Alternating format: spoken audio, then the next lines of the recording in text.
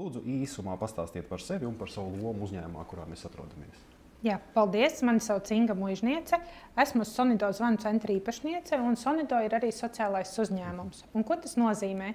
Mēs esam sociālais darba integrācijas uzņēmums, un līdz ar to pusi no mūsu darbiniekiem ir cilvēki no sociālās atstumtības riska grupām. Es pat teiktu, ka tieši fokus ir vairāk uz cilvēkiem ar invaliditāti un uz vecākiem, kuri audzina bērnus ar invaliditāti. Tas ir tas mūsu fokus, kā mēs darbojamies. Bet paralēli tam mums arī ir sociālais projekts Parunāsim, kas ir izveidots tieši tādēļ, lai mazinātu Latvijā vientulību. Un cilvēki, kas jūtas vientuļi, var vienkārši piezvanīt, lai parunātos. Un uz šīs līnijas savukārt mums strādā cilvēki 50+ ar invaliditāti, jo tieši viņi ir attīstījuši empātiju un spēj pieņemt citus tādus, kādi viņi ir. Paldies! Vai jūsu uzņēmumā strādā nedzirdīgi vai vājdzirdīgi cilvēki? Ja jā, tad cik?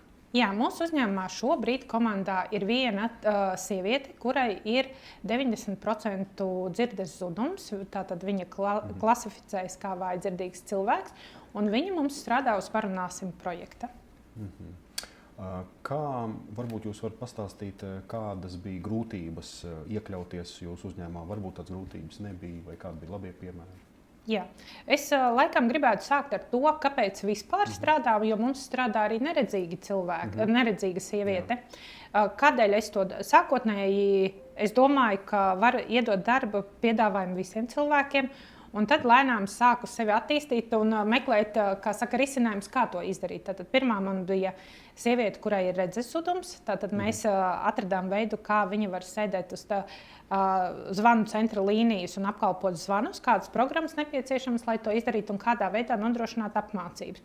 Un tad nākamais mans izaicinājums bija atvērt Parunāsim līniju nedzirdīgiem cilvēkiem, lai arī viņi varētu parunāt un nejusties vientuļi. Un šis izaicinājums jau man bija mazliet sarežģītāks, jo šo dāmu, kas man šobrīd strādā, es dabūju tikai ar otro piegājienu. Pirmais piegājiens mums bija diezgan izaicinošs, un es izstāstīšu kādēļ. Cilvēki ar dzirdes zudumu ir divu veidu. Vieni tie, kuri ir nedzirdīgi no dzimšanas, un cilvēki, kuri ir zaudējuši dzirdi dzīves laikā. Un pirmajā reizē mēs sākām mēģināt šo projektu īstenot ar sievieti, kura ir piedzimusi nedzirdīga. Līdz ar to man kā uzņēmējam bija ļoti liels izaicinājums arī ar tulku, pieaicinot tulku, par ko mēs arī paši maksājām, bija izaicinājums sarunāties, jo tā informācijas un pasaules uztvere ir atšķirīga.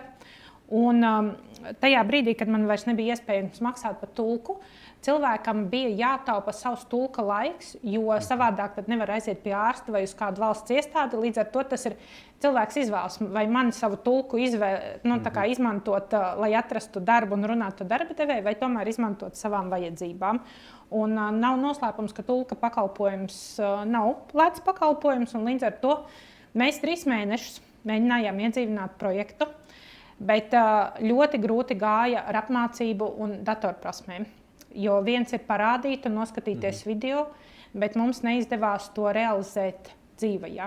Un pēc 3 mēnešiem, kad mēs bijām jau ieguldījuši laika apmācībā, sieviete teica, ka viņa tomēr laikam, ka viņai tas pa grūti, ka viņa neredz šo iespēju. Un tas man apbēdināja, un uz kādu laiku es šo domu biju atmetusi, jo domāju, varbūt vienkārši nav lemts. Un tad kādā brīdī es domāju, pamēģināšu vēlreiz. Atkal sazinājos ar nedzirdīgo apvienību, un te es teiktu, ka cilvēki, kas grib nodarbināt cilvēku ar kādu specifisku invaliditātes formu, noteikti vajag sazināties ar tām apvienībām, kuri ikdienā zina, strādā un var padalīties. Un tad es atradu sievieti, kur ir vājdzirdīga, un viņai ir dzirdes aparāts, līdz ar to skatoties uz manām lūpām. Un es ar viņu varu sarunāties. Mums nevajag tulka starpnieku. Bet tāpat laikā viņi ir arī lieliski runā zīmju valodā un izprot šo nedzirdīgo pasauli. Un tad man likās, tas tāds ļoti priekš manis bija tāds veiksmes stāsts un veiksmes panākums, ka man ir iespēja ar šo cilvēku sarunāties un nodot informāciju, ko es vēlos. Jā, organizējot sapulces, mēs ņemam vērā, ka viņa nevar runāt pa telefonu, ka viņai vajag video formātu, ka informāciju pasniedzam audio formātā. Tās bija tādas nianses, ko es ņēmu vērā, bet jāatzīst, ka, ja jūs man jautājat, vai man ir grūtības ar cilvēkiem, kuriem ir invaliditāte, ar to, kā viņi strādā, nē, ar viņiem nav grūtību.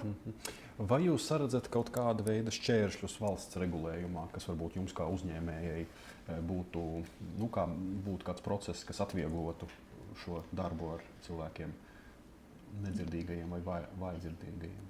Es domāju, ka, ja mēs runājam tā konceptuāli, tad lielākā apmērā, tad, ja tu esi sociālais uzņēmums, tad, protams, tev nāk vairāk pievienotās vērtības. Tas tu vari neveikt pilnu veidu sociālo iemaksu, ja cilvēks nestrādā pilnu slodzi. Tu vari atgūt darba nespējas lapu, kompensāciju. Tu vari atgūt VSOI, darba devēja daļas iemaksu. Tā kā no sociālās uzņēmējdarbības puses es teiktu, šis jautājums ir diezgan labi sakārtots. Vai tas ir sakārtots jebkuram citam uzņēmumam, kas nav sociālais uzņēmums? Nē, nav. Līdz ar to es pieņemu, ka tas varētu nemotivēt viņus ņemt darbā cilvēkus ar invaliditāti. Bet, ja man jautātu, ko mēs varam izdarīt vairāk un labāk, man liekas, ka runājot par cilvēkiem ar invaliditāti, mēs jau no paša sākuma dodam viņiem signālu. Un arī, piemēram, ja jūs paskatāties, kā tiek definēts invaliditātes, tad tiek definēts kā darba spējas zudums, kur cilvēki jau no pašas bērnības, ja viņi ir ieguvuši to, pieņem, ka viņi nav piemēroti darbam. Un tas ir stāsts par domāšanas maiņu. Tad, jo mums ir cilvēks, kam ir pirmās grupas invaliditāte, un man vispār neasociējas, viņš ir cilvēks, kurš nevarētu strādāt, un viņš mums ir IT speciālists un strādā pilnu slodzi, pilnā apmērā, un vispār es neizjūtu nekādu atšķirību. Tādēļ es domāju, ka jāsāk ar definējumu, un kādu ziņu mēs sūtam cilvēkiem ar invaliditāti par to, vai viņi iekļaujas vai nē. Un te es gribu padalīties ar savu pieredzi. Pagājušajā nedēļā biju Beļģijā. Un, runājot vispār par tādu darba integrāciju, es saprotu, ka cilvēkam, kam ir invaliditāte, ieiet kolektīvā, kur lielākā daļa cilvēku nav ar invaliditāti, ir izaicinoši. Viņam tu esi viens, un, piemēram, pretī ir 10 cilvēki, kuri tajā vidē jūtas kā zivs ūdenī. Bet aizejot uz tādiem lielākiem darba integrācijas uzņēmumiem, tu redzi, ka tur ir 10 cilvēki ar invaliditāti, un viens ir tas, kas palīdz to grupu vadīt. Un tādā mirklī mainās attieksme pret darbu un iekļaušanos, tāpēc, ka tas cilvēks jūtas savā vidē, viņš nejūtas atšķirīgs. Un tādēļ arī runājot par, mēs varam paņemt to vienu cilvēku un mēģināt viņu integrēt, bet varbūt ir vērts domāt par grupiņām, kuras ņemt iekšā un uzņēmumā integrēt. Piemēram, ja tu paņem vienu nedzirdīgu cilvēku strādāt, viņam varētu būt grūti iekļauties. Bet ja tu paņem jau 3 cilvēkus ar līdzīgu situāciju, tad es domāju, ka viņi arī kopā daudz labāk varētu gan integrēties, gan meklēt risinājumus. Tātad es domāju, ka te jāskatās tādā kopskatā. Jā. Un noslēgumā pastāstiet par saviem nākotnes plāniem, īpaši attiecībā uz cilvēkiem ar dzirdes traucējumiem, no jums kā no uzņēmējas skatu punkta. Jā. Ja es runāju par cilvēkiem ar dzirdes traucējumiem, man gribētos, lai tie, kuri izmanto parunāsim pakalpojumu un ir nedzirdīgi, lai viņi atvērtos un vairāk izmantot šo pakalpojumu, izmantot iespēju parunāt, iesaistītos un arī kādreiz varbūt konsultētos, kā tad tikt pie darba. Un man, kā darba devējam, pieņemot darbā cilvēkus ar dzirdes traucējumiem, būtu palīdzējis, ja es pirms tam zinātu, kā atšķirās pasaules uztvere cilvēkiem, kuri ir piedzimuši nedzirdīgi, un kā atšķiras tiem, kuri ir zaudējuši dzirdi. Ja?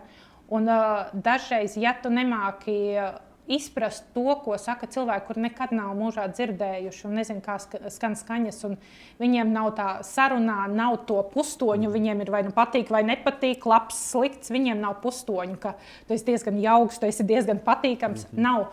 Un tikmēr, kamēr tu neizproti, tev ļoti emocionāli ir grūti varbūt to runu uztvert. Un tad tev liekas, ka ārprāts tie cilvēki ir tik tieši tā pasaka, tā kā naglai uz galvas. Un emocionālāk cilvēku tas var aizvainot, ja viņš neizprot, kā ir veidojušies šī runa. Paldies liels! Paldies par šo sarunu, lai veicas nākotnē. Paldies! Paldies.